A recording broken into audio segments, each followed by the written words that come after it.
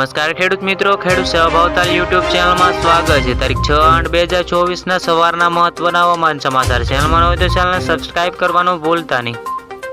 તો હાલ ગુજરાતમાં મેઘરાજા મન મૂકીને વરસી રહ્યા છે, ત્યારે રાજ્યના કેટલાક વિસ્તારોમાં ભારેથી ભારે વરસાદની સંભાવનાઓ વ્યક્ત કરવામાં આવી રહી છે। તો સામાન્ય અતિ ભારે વરસાદની પણ નોંધાઈ શકે છે તેવું હવામાન વિભાગે જણાવ્યું છે।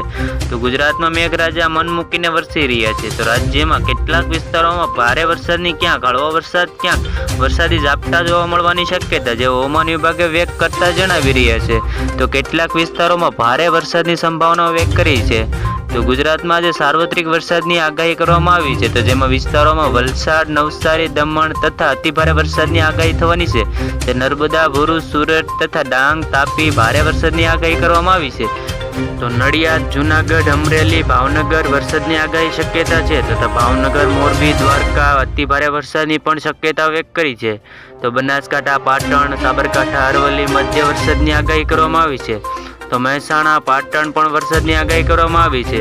તો શક્યતા રાજ્યના અન્ય જિલ્લાઓમાં પણ હળવાથી મધ્યમ વરસાદની આગાહી કરવામાં આવી છે, તથા નર્મદા, ભરૂચ, સુરત, ડાંગ જે વિસ્તારોમાં ભારે વરસાદની સંભાવનાઓ પણ વ્યક્ત કરવામાં આવી રહી છે। તથા તાપી ભારે વરસાદની આગાહી કરવામાં આવી છે। આજનું બુલેટિનમાં જણાવ્યું છે કે અમરેલી જિલ્લાઓમાં વરસાદની ઝાપટા જોવા મળવાની શક્યતા છે, તે હવામાન વિભાગે કહ્યું છે। જે વરસાદી ઝાપટા જોવા મળવાની શક્યતા જે હવામાન વિભાગે જણાવતા કહ્યું છે। અમરેલી જિલ્લાઓમાં હાલ વરસાદની શક્યતા છે, જેને તે સૌરાષ્ટ્ર અને જિલ્લાઓમાં વાદળછાયું વાતાવરણ જોવા મળી શકે છે।